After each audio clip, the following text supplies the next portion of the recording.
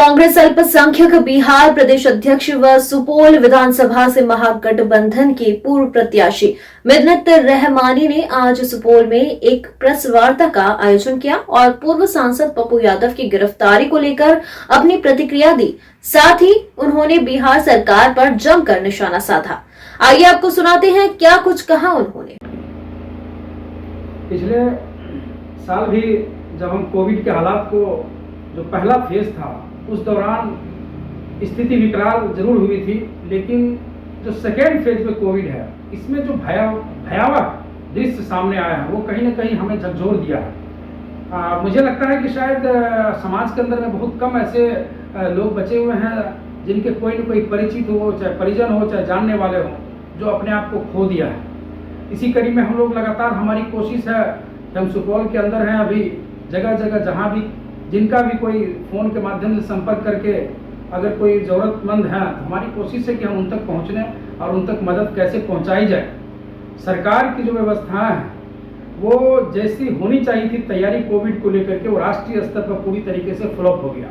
आज केंद्रीय स्वास्थ्य मंत्री कहीं दिखते नहीं हैं। जिस तरीके से माननीय प्रधानमंत्री जी ने कहा था कि हम सबका साथ सबका विकास करेंगे, आज जमीनी सच्चाई ये है कि अस्पतालों में बेड पाने के लिए लोग दर दर की ठोकरें खा रहे हैं। बिहार के अंदर में जो हमारे बिहार के स्वास्थ्य मंत्री हैं वो आज तक कहीं फील्ड में दिखे नहीं। इसी अस्पतालों के अंदर जाकर के उन्होंने पूछने का काम नहीं किया कि अस्पताल का मैनेजमेंट कैसे चल रहा है। जो सिस्टम की बात कही जा रही है कहीं ना कहीं वो सिस्टम पूरी तरीके से फ्लॉप है, वो सिस्टम फेल कर गया है। आज स्थिति यह है कि ऑक्सीजन की कमी है। अस्पताल 2 घंटे 4 घंटे पहले ये सूचना देते हैं जो मरीज के अटेंडेंट है उनको कि हमारे पास ऑक्सीजन की कमी है। आज जो दृश्य हमें देखने को आया है कि गंगा मैया के किनारे किस तरीके से सैकड़ों दर्जनों लाशों को जो है फेंका गया है, आखिर ऐसी नौबत कैसे आ गई? क्या हमारे पास इस तरह की तैयारी क्यों नहीं थी? सरकार ने तैयारी क्यों नहीं किया? नहीं, देखिए जिस तरीके से सरकार के तमाम मंत्री पूरी तरीके से घरों के अंदर बैठे हुए हैं, आपदा का समय है और आपदा मंत्री बिहार में किधर है वो किन्हीं को पता नहीं है। पिछले कई महीनों से शपथ ग्रहण के बाद आज तक आपदा मंत्री नहीं दिखे, स्वास्थ्य मंत्री नहीं दिखे। जो प्रतिनिधि हैं, जो जनप्रतिनिधि जिनको जनता ने चुन करके सदन में भेजने का काम किया, वो जब सड़कों पे कहीं नजर नहीं आ रहे थे, जो जब लोगों की हॉस्पिटल में जरूरत थी उनको और जरूरत है वो जब नजर नहीं आ रहे थे, तो एकमात्र व्यक्ति पप्पू यादव जी जो पूर्व सांसद हैं, जब वो लोगों के लिए आवाज उठा रहे थे, लोगों के बीच में जा रहे थे, शमशान घाट पे जा रहे थे, कब्रिस्तान जा रहे थे, अस्पताल जा रहे थे, लोगों के दुख दर्द को बांटने की कोशिश कर रहे थे, वैसे परिस्थिति में अगर उन्होंने एक एम्बुलेंस के मामले को उजागर किया जो सत्ताधारी सांसद के घर से, तो मुझे लगता है कि इस पर इतनी बड़ी जो प्रतिशोध की घटना घटी है ये काफी जो है ये लोकतंत्र पे खतरा है।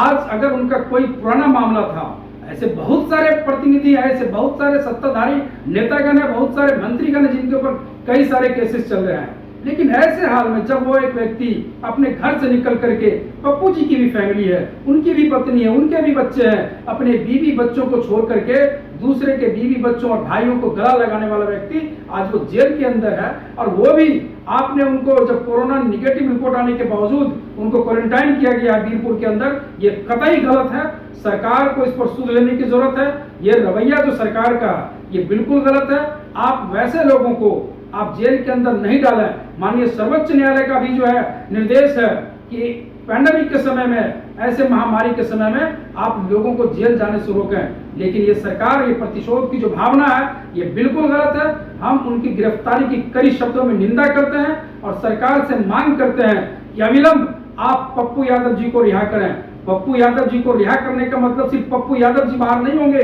बल्कि जो सड़कों पे तड़प रहे हैं, जिनको जो रेमडेसिविर इंजेक्शन है, जिनको दवाइयां, जिनको शमशान घाट में जगह नहीं मिल पा रहे हैं, उनके लिए वो व्यक्ति लड़ाई लड़ने का काम कर रहे थे, उनकी रिहाई जल्द होनी चाहिए। जैसे कि पता चला कि अभी आप यहाँ के अस्पतालों में या निजी अस्पतालों का भ्रमण कर रहे हैं, तो इस महामारी काल में आपका इस पर क्या वक्तव्य है? नहीं, देखिए जिला प्रशासन की जो तैयारियां हैं वो उनको जितनी संसाधन मुहैया कराई गई है सरकार के तरीके ऊपर से, वो तमाम चीज़ वो मैनेजमेंट जो जिला प्रशासन, कल हमारी मुलाकात यहाँ के एसडीएम साहब से भी हुई, अनुमंडल पदाधिकारी जी से,